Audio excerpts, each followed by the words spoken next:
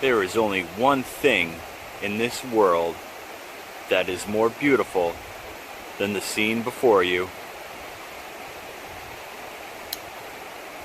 Boom. This folding knife right here. And guys, thank you for watching The Knife Whisperer. And remember, I love you. Well, hello boys and girls. Knife Whisperer here. And today, I have finally got a new knife for you. Now, I told you all about my little debacle there with wanting to order the Alliance Designs Anchovy, and then I decided to go with the BRS XL, so I canceled that. And then I canceled the BRS to order the Anchovy again, and then canceled again, and whatever. Long story short, I was without funds for a little bit. And so I finally got the money back. And after all that, I decided to go with a totally different knife. Now, when I first started getting into knives, there was, when I started watching YouTube videos, there was a knife that I was always drawn to, the looks of it. And it just coming out, it was making a big splash on the scene, new company. And it was from China. And no one knew what to think of it, because, you know, typically in the past, Chinese knives were, you know, knockoff knives. They were junk, you know, made in China, trash. And that's what we all kind of thought and were led to believe. But the fact of the matter is, a lot of really, really good knives are made in China. And there are two companies that kind of came along in started in 2014 and 15, started coming out with some models, and that were just taking the knife world by storm with what they were able to offer, the materials, the fit and finish, and what they were charging for these knives. Because we all know the cost of labor in China is cheaper, so they can sell their products to us cheaper. Therefore, us, the consumers, can get it from the dealers at a better price. One of those knives that always drew my eyeballs was this knife here, the WE 601. Now, this knife, when it came out, got a lot of YouTubers up in a roar. I remember watching Epic Snuggle Bunny's video on his 601, and you know, he loved this knife. Zevin Ready, or I don't know if I'm saying that right, from Switzerland, I believe, is where he's from, talked and raved about this knife a lot. Kevin Cleary, you know, a lot of big YouTubers. You know, when this knife came out, so they started, I believe this knife came out the end of 2015, 2016, and the design and the materials and the fit and finish was just blowing everybody away. I mean, even still right now, 2020, and all the different knives I've held, I am blown away by this knife. This is an awesome knife. This knife actually has multi-row bearings inside.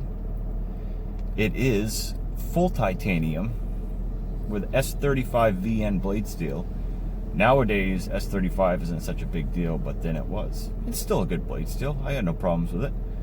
And we all know how much I use my knives. S35 is plenty for me. And it had this very unique grind here on the tip. You know, it just kind of draws your eyes. Like, ooh, what's that?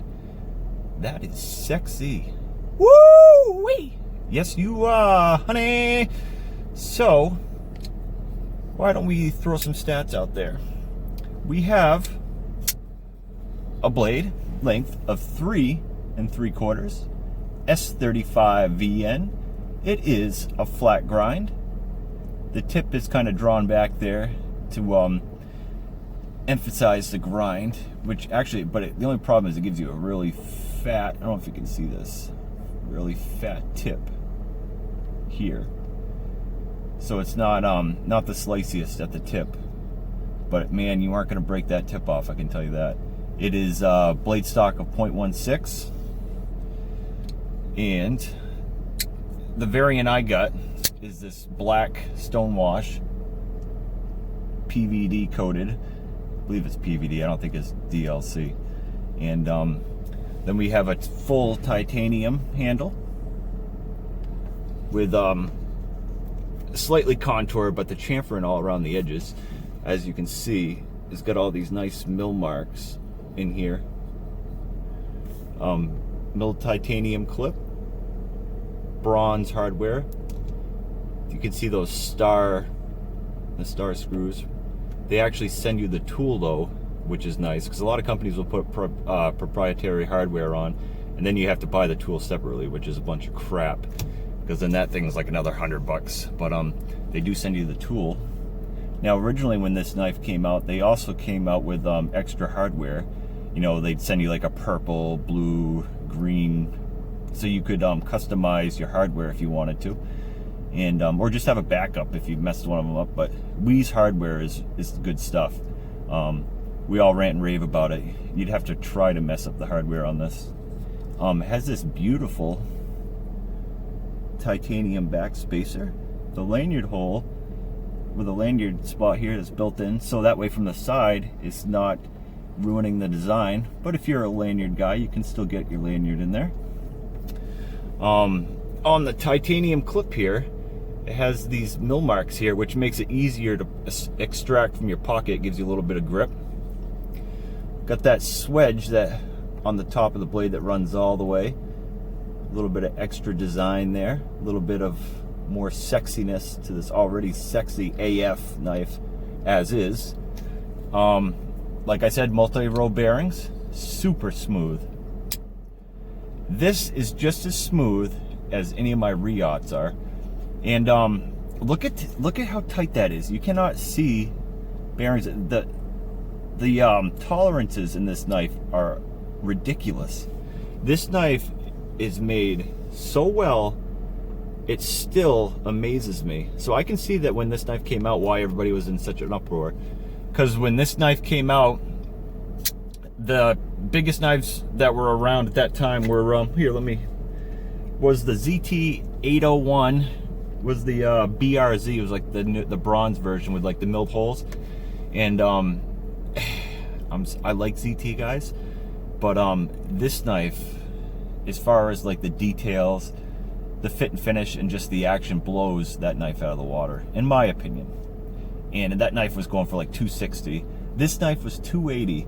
Now, with all these details, multi-row bearings, there was no other production knives that were coming with multi-row bearings unless you were getting a Shirogorov or maybe some Midtechs. It was Midtech knives that this production knife was competing with without even really trying to. It just was, because of what you were getting here. I don't know. I just wish I'd gotten this knife a long time ago. I'm glad that whole situation happened with me, with not being able to make up my mind, and it worked out in the long run. And I finally have the WE 601, and I love this knife. It's wicked. It's very, very, very stupidly wicked light. So 8.7 inches in all, and like I said, 3 3/4 inch blade. This knife is just barely over 4 ounces. The milling that is in here, see if I can get this at an angle so you can see, is ridiculous. There is so much milling that is done to the inside of this knife. You can't really see. Take my word though. It is, the pockets are everywhere. Even on the lock side, on the lock bar itself, there's milling. So it feels, it's so light. You put this in your pocket, and with the profile being long, skinny like this, you hardly even know it's there. Anyways, what else we got here? So this came out the end of 2015, but really 2016 was when it was hitting most dealers. And it was just amazing everybody, and I can see why. The WE 601 is an amazing knife. Now, this knife, what also kind of made me want to get this is I believe it's being discontinued because a lot of places are out of stock, or they only have a few variants left. You know, they're not restocking them, you know. So this, I wanted to jump on it before it was gone, you know, and God, I'm glad I did. The exact version I wanted was a satin blade, and it had like the black was running through the middle here, and it was like a bronze handle. This one is just like a regular stonewash titanium finish here, and there's all sorts of different types, guys. I'll throw in some pictures in this review and show you a few of the different variants, but this was the best looking one of the ones I could find left. And guys, it's an amazing knife. If you have ever had your eyes on this knife and always thought it kind of looked cool, and let me assure you, it is cool. And not only is it cool, it is built phenomenally. The action, the fit and finish, the materials still to this day are, for what you're paying, is just, it's a screaming deal. I love this knife. It's amazing. It's really good. Super, super good. And 2020, think to yourself, how many knives are coming out with multi-row bearings right now? Unless they're in like the $300+ range, right? Can you think of any? Let me think. Can't really think of any. No, I mean, there's a lot of re-outs, but those are $350+. And you know, or mid-tech's not really a thing anymore. And you're not gonna see multi-row bearings in a knife at this price. I paid $242 at Blade HQ, and they have a few variants left. So I'm telling you, if you've ever had your eye on this knife, now's the time to jump on it, and you won't be disappointed. It's a beautiful knife, and I love this thing. Let me tell you what, I got this thing yesterday, and I must have flipped this thing probably about 6,287 times, give or take whatever the number actually is. But I can't put this thing down. It's so much fun to play with. And let me see, I've watched many a movie with this knife in my hand already, and many more to come. I actually think I'm going to watch A Walk to Remember tonight, because I'm feeling kind of sappy, you know. This I don't know, I just feel like I need a good love story, you know. Have you guys ever seen that movie? You trust me, you're going to need a hug after. And the Knife Whisperer here, I will give you that hug if we ever meet in person, you know. I'll try to make it as unweird as I possibly can, but it'll be a little weird. But we'll get over it. You know, time heals all things. Except for these crazy eyes. That was from one of the Adam Sandler's movies. What the heck was it? Mr. Deeds, the guy with the weird eyes. Good movie. So anyways, guys, thanks for watching the WE 601, my new favorite knife in my collection. And not my best knife. Well, I don't know. You know what? In my opinion, right now, it is my best knife. I have knives that cost more than this one, but does that really make them better? I don't think so. Sometimes you just, it's what you feel up here, you know.